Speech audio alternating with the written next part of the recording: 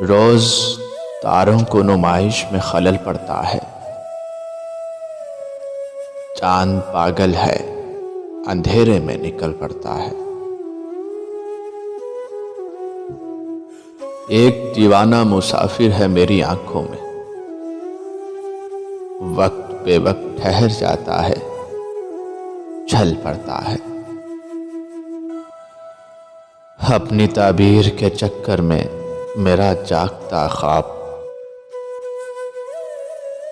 روز سورج کی طرح گھر سے نکل پڑتا ہے۔ روز پتھر کی حمایت میں غزل لکھتے ہیں، روز شیشوں سے کوئی کام نکل پڑتا ہے۔ اس کی یاد آئی ہے، سانسو ذرا آہستہ چلو۔ اس کی یاد آئی ہے، سانسو ذرا آہستہ چلو۔ دھڑکنوں سے بھی عبادت میں خلل پڑتا ہے، دھڑکنوں سے بھی عبادت میں خلل پڑتا ہے۔